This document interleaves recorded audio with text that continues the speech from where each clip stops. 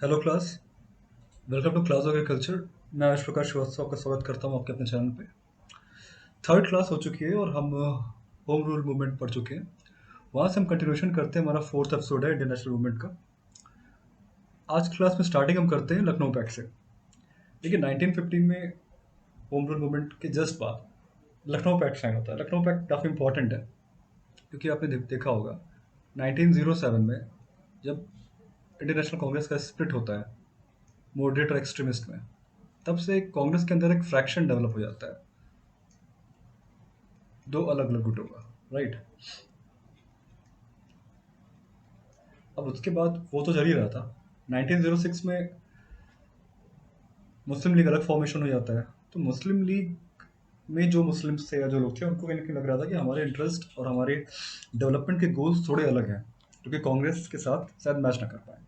और लखनऊ पैक्ट में बहुत ही हिस्टोरिकल इवेंट है। यहाँ पे वायसरॉय लॉर्ड चैम्सफोर्ड जब सजेशंस मांगता है इंडियन से कि इंडियन हमको सपोर्ट करे वर्ल्ड वॉर में और उसके बदले हम बदले में कुछ फेवर करेंगे इंडियंस पे, तो यहाँ पे मुस्लिम लीग के लीडर्स को लगता है कि सबसे बड़ी ऑर्गेनाइजेशन या पार्टी तो शायद कांग्रेस ही थी और मुस्लिम लीग में उतने लोग थे नहीं, उतने मुस्लिम्स थे नहीं, या फिर वो लोग थोड़े कम थे।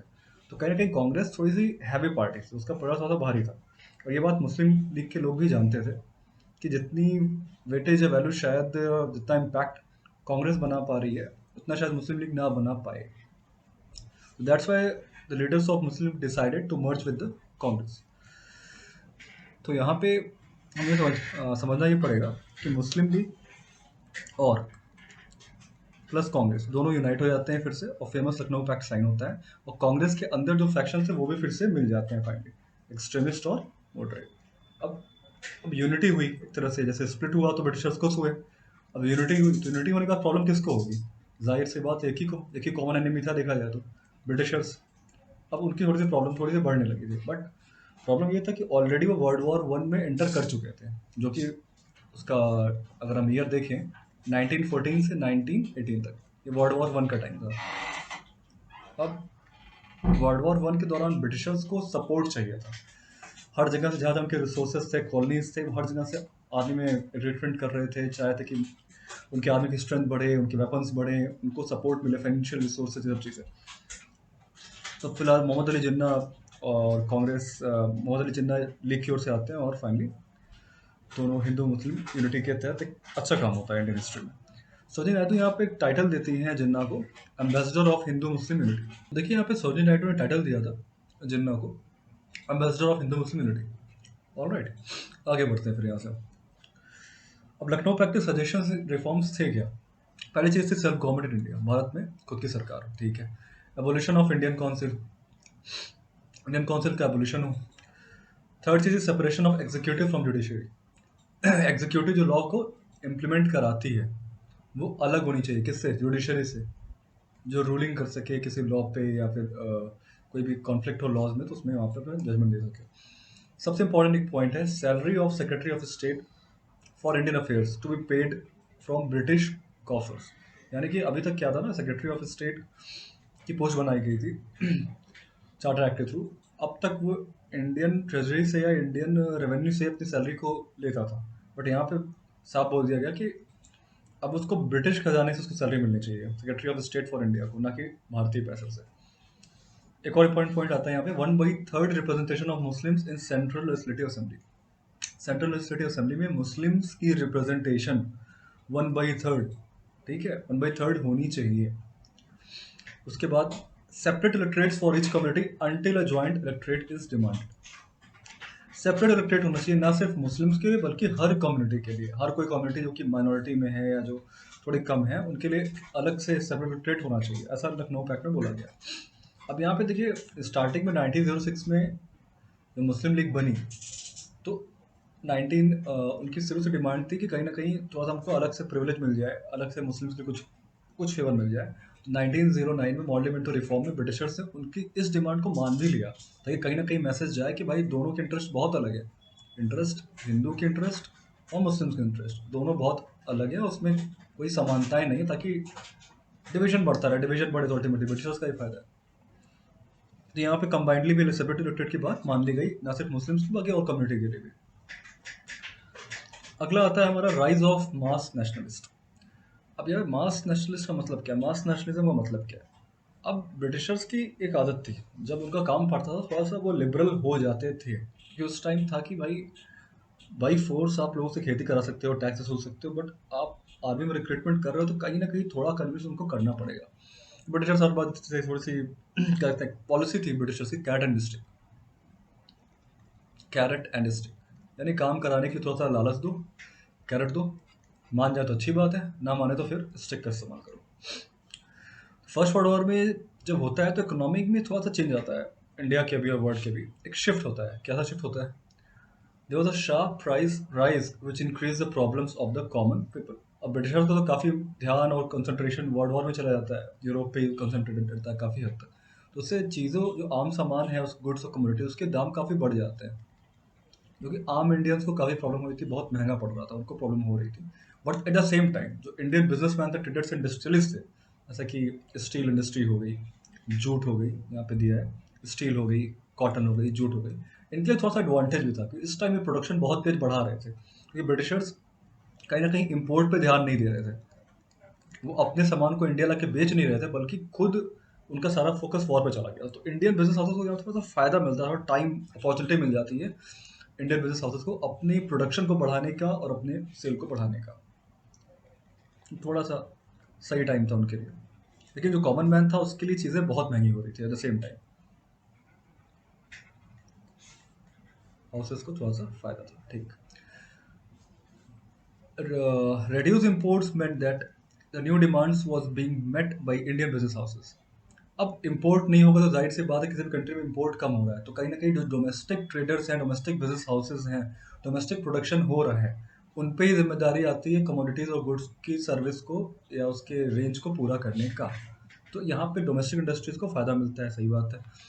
The business group now begin to demand more opportunities for development. अब इनको कहीं ना कहीं और अपॉर्चुनिटीज़ की और मतलब और ज़्यादा अलर्ट हो जाते हैं, और ज़्यादा अवेयर हो जाते हैं, और ज़्यादा एक तरह से अपॉर्चुनिस्ट हो जाते हैं, जो कि अच्छी बात थी स्वदेशी के लिए या इंडियन नेशनल मूवमेंट के लिए बहुत ही अच्छी बात थी। Many people from the village were forced to serve in the British Army during the war. देखिए ब्रिटिशर्स जब रिक्रूटमेंट कर रहे थे आर्मी में, तो उनको जहाँ से जो लोग मिले, सिटी से, रूरल इंडिया से, हर जगह से वो फोर्स रिक्रूटमेंट करने की कोशिश कर रहे थे, कहीं ना कहीं इंडियंस को थोड़ा बहुत कन्विंस करने की कोशिश कर रहे थे कि वॉर के बाद आपको हम लॉ में लिबर्टी दे देंगे, आपके लिए रिप्रेजेंटेटिव दे देंगे, कुछ हद तक लिबरल लिबरल चीज़ों को लाएंगे।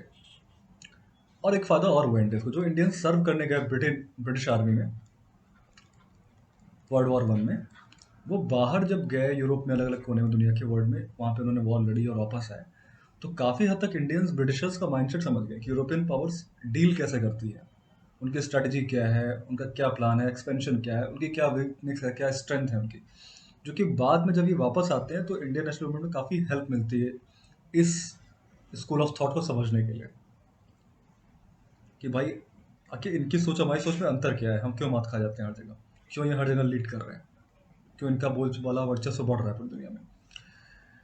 कंटिन्यूएशन उसी टाइम सबसे थी, अमेरिकन रिवॉल्यूशन काफ़ी पहले हो गया, फ्रेंच रिवॉल्यूशन पहले हो गया, बट रशियन रिवॉल्यूशन काफ़ी बाद में हुआ 1917 के आसपास। रशिया से एक बहुत बेहतरीन कॉन्सेप्ट निकल के आया था सोशलिज्म का। अगर आप ध्यान देखें प्रियम्बल को, तो प्रियम्बल में भी सोशलिस्ट वर्ड आता है। सोशलिज्म कॉन्सेप्ट रशिया से उभरा था। सोशलिज्म का मतलब होता है एक ऐसा सिस्टम, एक ऐसा सेटअप, एक ऐसा फ्रेमवर्क जहाँ पे गवर्नमेंट कंट्रोल करती है कम्युनिटीज और रिसोर्सेज को for the common good, for the common welfare, common good, common welfare. और इसी का ठीक उल्टा होता है कैपिटलिज्म, कैपिटलिस्ट। कैपिटलिस्ट में गवर्नमेंट नहीं कंट्रोल करती है, मार्केट फोर्सेस कंट्रोल करते हैं, जो प्रॉफिट है उसको बढ़ाएंगे, जो लॉस है उसको घटाएंगे। तो हमारे यहाँ 5 ईयर प्लान कहीं ना कहीं इसी थ्योरी पे बेस्ड था, जो कि रशिया से लिया गया था। आगे बढ़ते हैं यहाँ से फिर। अब यहाँ पे एक चीज़ समझना पड़ेगा, महात्मा गांधी की एंट्री इंडिया में बड़ा इंपॉर्टेंट है यहाँ पे। देखिए महात्मा गांधी को आप आपने जब भी देखा होगा किसी भी जगह पे, वीडियो में, फुटेज में, टेक्स्ट बुक में, न्यूज़पेपर में, जर्नल से, मैक्सिमम टाइम आपने महात्मा गांधी की ओल्ड एज वाली इमेज देखी होगी, उनकी यंग एज वाली इमेज थोड़ी कम आपने देखी होगी, खासतौर के इंडिया में। वो बड़ा रीज़न है, महात्मा गांधी का यंग एज और यूथ मिडिल एज मैक्सिमम उनका इंडिया के बाहर कटा, साउथ अफ्रीका में कटा। महात्मा गांधी बहुत कम एज में ब्रिटेन चले गए थे लॉ की स्टडी करने, college of London law studies से, और वहाँ से उन्होंने लॉ की स्टडी करके जिसको हम बैरिस्टर कहते हैं, वापस इंडिया आते हैं, इंडिया में कुछ टाइम काम करते हैं, बट बहुत अच्छा उनका काम चल नहीं पाया। तो उनको एक ऑफर आया था, साउथ अफ्रीका से एक ऑफर आता है असिस्ट करने के लिए लॉ में। तो वहाँ पे जाते हैं, वो 1 डेढ़ साल के कॉन्ट्रैक्ट पे है, बट काफ़ी लंबा वहाँ पे रह जाते हैं। अब वहाँ पे जाते ही वो कई सारे काम करते हैं वेलफेयर के लिए वहाँ के लोग, क्योंकि वहाँ भी साउथ अफ्रीका भी कहीं ना कहीं ब्रिटिश की कॉलोनी थी। वहाँ पे डिस्क्रिमिनेशन तो साउथ अफ्रीका में भी भयंकर लेवल पे चल रहा था, बहुत ही बड़े लेवल पे चल रहा था। वहाँ तो इंडिया इवन ये तक था कि हर एक सिविलियन को वहाँ पे पास कैरी करना पड़ता था। हर एक ब्लैक को, हर एक जो नॉन वाइट था उसको पास कैरी करना पड़ता था, ये मैंडेटरी था। तो वहाँ उन्होंने कुछ अच्छे काम किए थे, कई सारे अच्छे काम किए थे इनफैक्ट। 1894 में उन्होंने नेशनल इंडियन कांग्रेस बनाया था, सत्याग्रह को स्टार्ट किया था वहाँ पे, वहाँ के लोग के लिबर्टी के लिए, वहाँ के फ्रीडम के लिए, उनको और एम्पावर करने के लिए, जो कि बेसिकली रेशियल डिस्क्रिमिनेशंस के अगेंस्ट था, रेशियल रिस्ट्रिक्शंस को रोक रहा था। पब्लिक प्लेसेस में यहाँ भी इंडियंस को नहीं अलाउ था, वहाँ भी इंडियंस को नहीं अलाउ था, फर्स्ट क्लास कोचेज में, पब्लिक प्लेसेस में, कुछ प्राइवेट बीचेस पे। He become a respected leader. अब इंडिया आने से पहले महात्मा गांधी की छवि एक रिस्पेक्टेड और पावरफुल लीडर की बन चुकी थी ब्रिटिशर्स के सामने और बाकी लेवल पे भी। उसके बाद उन्होंने 1899 में इंडियन एम्बुलेंस कॉर्प्स बनाया था। इसमें क्या था, कुछ 1100 इंडियंस को उन्होंने कंबाइन किया, यूनाइट किया, एक एम्बुलेंस कॉर्प्स बनाया। तो बोयर वॉर चल रहा था, तो बोयर वॉर में जो वुंडेड थे, जो घायल थे, उनकी हेल्प के लिए गांधी जी ने किया। तो गांधी जी ने ऐसा नहीं कि सिर्फ प्रोटेस्ट ही कर रहे थे, अच्छा मतलब उनकी उनका ये था कि अच्छाई सबके साथ करनी चाहिए काफ़ी हद तक। मतलब कोई भी अगर वेलफेयर का काम है, कोई भी मेडिकल सेवा है, तो वहाँ पे ये मत देखिए दुश्मन है दोस्त, सबकी सेवा करें। तो यहाँ पे काफ़ी अच्छा मैसेज जाता था पूरे वर्ल्ड को और वहाँ से भी। लेकिन इसका बहुत ज़्यादा एडवांटेज इंडियंस को मिला नहीं, क्योंकि रेशियल डिस्क्रिमिनेशन जो वो कर रहे थे इंडियन साउथ अफ्रीकन पे ब्रिटिशर्स, वो बहुत ज़्यादा कम हुआ नहीं, और थोड़ी लिबर्टी जरूर मिली थी कुछ टाइम के लिए। 1915 में गांधी जी वापस लौटते हैं at the age of 46 nearly.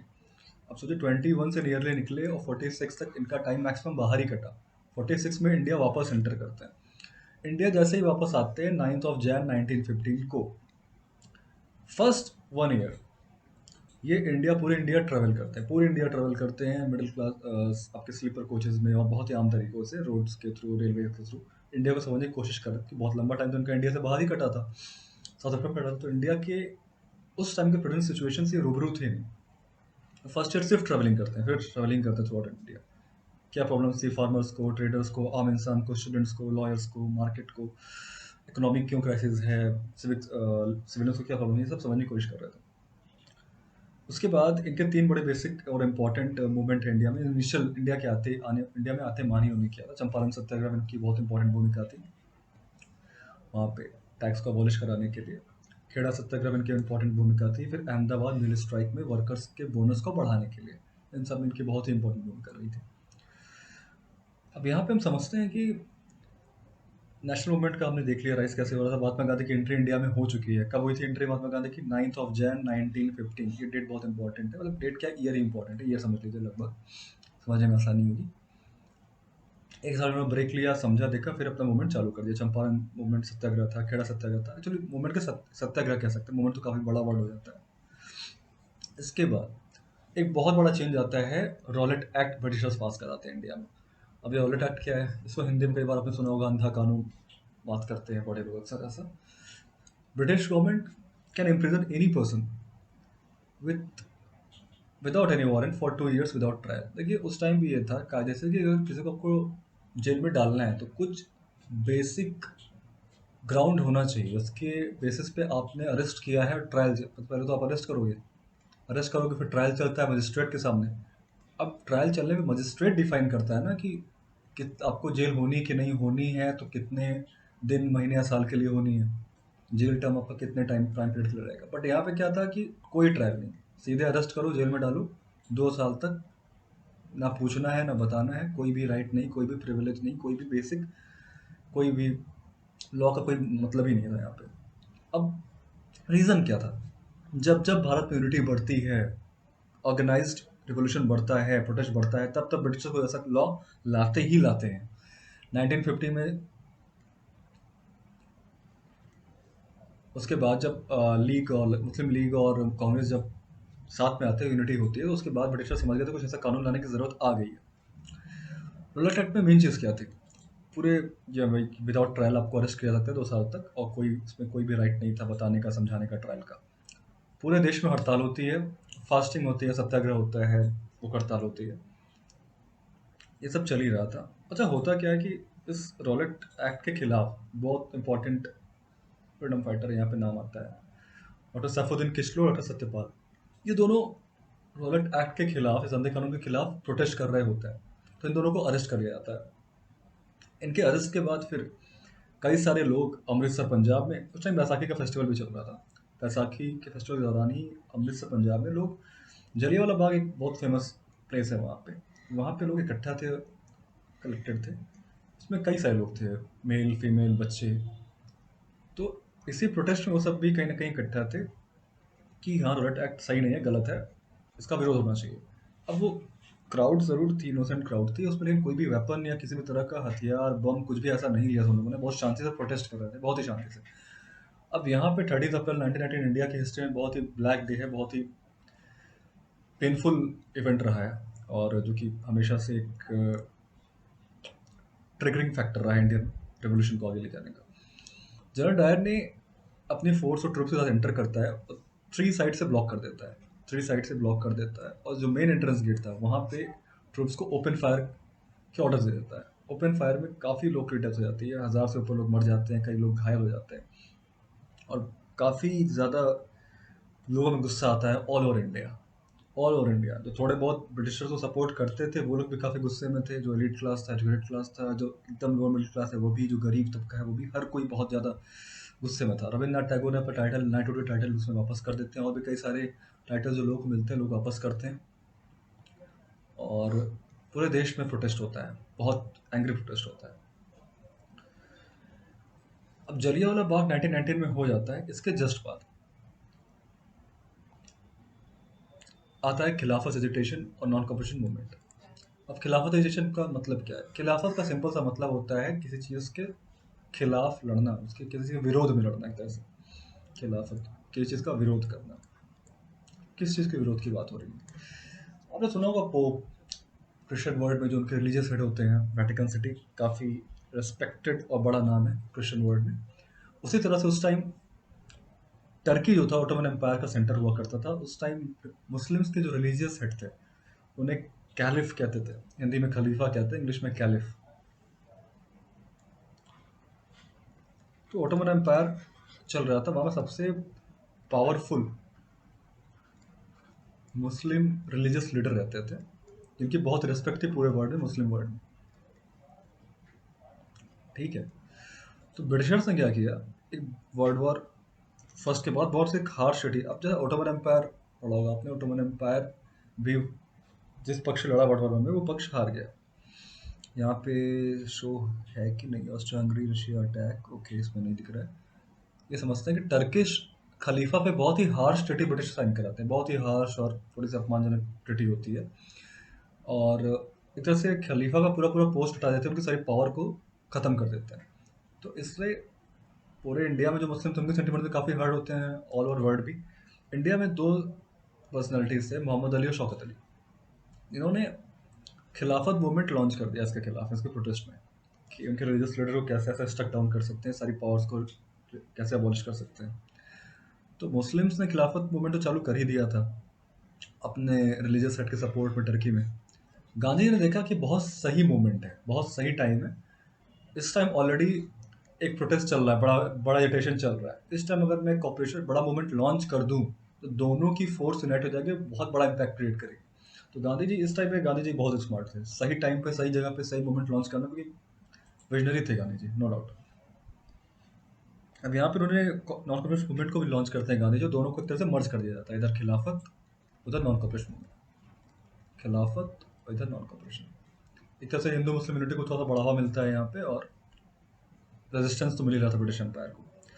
1921 से 1922 तक मूवमेंट काफ़ी अच्छा चलता है, बढ़िया चलता है। स्टूडेंट्स ने अपनी स्कूल छोड़ दिए, कॉलेजेस छोड़ दिए, कई सारे प्रोफेशनल्स ने अपने प्रोफेशनल्स जॉब को छोड़ दिया, मूवमेंट में कूद पड़े। और bonfires of foreign cloth, फिर से विदेशी कपड़ों के ढेर लगा के जलाना, लफ्ज़ों में जलाना शुरू कर दिया गया मोहल्ले में, चौराहे पे। Boycott of foreign clothes resulted in the imports falling drastically. अब फॉरेन गुड्स को आप मना कर रहे हो, नहीं यूज़ कर रहे हो, हेट्रेड दिखा रहे हो, तो जाहिर सी बात है इम्पोर्ट्स अपने आप गिर ही जाएगा। और जब इम्पोर्ट गिरेगा तो कहीं ना कहीं डोमेस्टिक इंडस्ट्रीज को फ़ायदा मिलेगा ही मिलेगा, चाहे कल की बात हो चाहे आज। इकोनॉमी के प्रिंसिपल्स वही होते हैं। डोमेस्टिक इंडस्ट्री को बढ़ावा मिलेगा कब मिलेगा? जब इम्पोर्ट्स गिरेंगे। इम्पोर्ट्स कब गिरेंगे? जब लोग कहीं ना कहीं प्रोटेस्ट करेंगे उन गुड्स के खिलाफ, उन कमोडिटीज के खिलाफ जो बाहर से हमारे यहाँ आते हैं। तो यहाँ पे ही चल रहा था। और लोगों ने क्या किया उस दौरान? मोतीलाल नेहरू काफ़ी बड़ा नाम आता है इंडियन नेशनल स्ट्रगल में। मोतीलाल नेहरू, सी आर दास, साधुगोपालचारी और ना आसफ अली, इन सब लोगों ने अपनी लॉ की प्रैक्टिस छोड़ी। सबके सब लॉयर्स थे, काफ़ी प्रोमिनेंट लॉयर्स थे, काफ़ी नाम था इनका। British titles were surrender and legislatures were boycotted. British titles को छोड़ दिया गया। Just a second. हाँ, ब्रिटिशर्स और टाइटल ब्रिटिशर्स देते थे, नाइटहुड दिए थे रविन्द्रनाथ टैगोर को, सर का टाइटल देते थे, प्राइज साहब को टाइटल देते थे। इन सब टाइटल्स को लोगों ने छोड़ दिया, सरेंडर कर दिया गुस्से में, खिलाफत करने के लिए। और लेजिस्लेचर्स को बॉयकॉट किया कि हम नहीं मानते लेजिस्लेचर को जो ऐसे घटिया लॉ बनाता है, ऐसे कमज़ोर और वही बेकार लॉज बनाता है, डिस्क्रिमिनेटरी लॉज बनाता है। Patidar peasants of Kheda Gujarat organise non violent campaigns against the high land revenue demand. Revenue, high land revenue के खिलाफ गुस्सा था लोगों में, ये लोग मूवमेंट कर रहे थे। Liquor shops were picketed in coastal Andhra and Tamil Nadu. Liquor shop पे विरोध होता है, प्रोटेस्ट होता है, तोड़ फोड़ होती है आंध्र प्रदेश में और तमिलनाडु में। Tribals and poor peasants in Günter district Andhra Pradesh state a number of forest Satyagraha. Tribal लोग भी सत्याग्रह कर लेते हैं, काफ़ी जोर शोर से करते हैं। क्यों? क्योंकि फॉरेस्ट डेवलपर्स पर भी पाबंदी लग गई थी कि आप फॉरेस्ट से कुछ भी, ना लकड़ियाँ काट सकते हैं, ना बाकी प्रोड्यूस ले सकते हैं, और लेंगे तो टैक्स दीजिए। तो इससे ट्राइबल्स को कोई प्रॉब्लम फेस करनी पड़ रही थी। Khilafat cooperation movement gave enormous support in Sindh and Bengal. तो यहाँ पे यह था कि सिंध और बंगाल, सिंध देखिए मॉडर्न डे सिंध आता है पाकिस्तान में, उस टाइम चूंकि वो हिस्सा हमारा ही था, तो सिंध से लेके बंगाल तक हर जगह विरोधी हो रहा था। इवन असम में जो टी गार्डन चाय के बागान थे, उसमें भी जो प्लांटर्स थे, जो मजदूर थे, वो तक विरोध कर रहे थे। अब देखिए कितना दो अलग अलग एंड है, कहाँ सिंध मॉडर्न डे पाकिस्तान और कहाँ असम, पूरे along the length and breadth of India involve हो रहे थे लोग इसमें काफ़ी हद तक। तो वही कह रहा है, टी गार्डन लेबरर्स भी काफ़ी हद तक प्रोटेस्ट करते हैं और उनका ये था कि हमारे वेजेस को बढ़ाया जाए। वेजेस बहुत कम ना के बराबर मिलते थे उनको। दे शॉर्टेड स्लोगन गांधी महाराज की जय। गांधी महाराज की जय का यहाँ का मतलब कहीं ना कहीं लोगों ने, आम लोगों ने, गरीब लोगों ने, मजदूर वर्ग ने, किसानों ने, खेतिहर मजदूरों ने गांधी जी में एक उम्मीद देख ली थी कि कहीं ना कहीं गांधी जी अगर आते हैं तो उनके मूवमेंट को, उनके रिवोल्ट को बहुत बड़ा सपोर्ट मिलेगा, क्योंकि वो बाहर रहे हैं सालों से, ब्रिटिशर्स की मेंटेलिटी को समझे हैं, लॉयर हैं, पढ़े लिखे हैं, और काफ़ी हद तक सत्याग्रह उनका सक्सेसफुल रहा है साउथ अफ्रीका में। इससे लोगों ने उनको उम्मीद भरी नज़र से देखना शुरू कर दिया था। तो ये बहुत बड़ी बात है। लीडर का मतलब ही है जो टफ टाइम में, बुरे टाइम में, जिस पे आप बैंक ऑन कर सके, रिलाई कर सके। हाँ, हो सकता है कुछ तरीके सक्सेसफुल रहे हों ज़्यादा, कुछ कम हो, वो बात की बात है। अब महात्मा गांधी को लेकर के लोगों के क्या कंसर्न्स थे, लोगों की क्या धारणा थी, उसमें यहाँ बताया गया। कई लोगों का मानना था कि मतलब चर्च उनमें मसीहा की तरह ट्रीट करने लगे थे, क्योंकि जहाँ भी जाते थे काफ़ी हद तक वो सक्सेसफुल होते थे। बिल्ड क्लास यूनिटी बना रहे थे, ना कि क्लास कॉन्फ्लिक्ट। गांधी जी की पूरी कोशिश थी कि यूनिटी को प्रमोट किया जाए, किसी भी तरह से यूनिटी को प्रमोट किया जाए, ताकि बहुत रेजिस्टेंस मिले ब्रिटिशर्स को। हर तरह की यूनिटी हो, चाहे हिंदू के अंदर अपर क्लास और लोअर कास्ट को लेकर के हो, चाहे दो अलग अलग रिलीजन्स के बीच हो, चाहे अलग अलग लैंग्वेजेस के बीच हो। रेजिस्टेंस अगर बढ़ाना है किसी एलियन पावर के खिलाफ, विदेशी सरकार के खिलाफ, तो यूनिटी बहुत बहुत ज़रूरी है। हेल्प इन फाइट अगेंस्ट जमींदार, जमींदार जो इलीगल वसूली करते थे टैक्स को बढ़ा करके, साहूकार के कर्ज दे दे करके किसान की ज़मीन हड़प लेना, उसमें भी काफ़ी मदद मिलती थी उनके प्रोटेस्ट से, उनके रिवोल्यूशन से। Some very famous and effective leadership in Champaran Satyagraha. उन्होंने देखा कि चंपारण सत्याग्रह में भी उनका इन्वॉल्वमेंट था, चंपारण में, खेड़ा में, अहमदाबाद में बहुत ही एक्टिव इन्वॉल्वमेंट था गांधी जी का। और प्रतापगढ़ की प्रोविंसेस में भी इसका इफेक्ट था इस चीज़ का।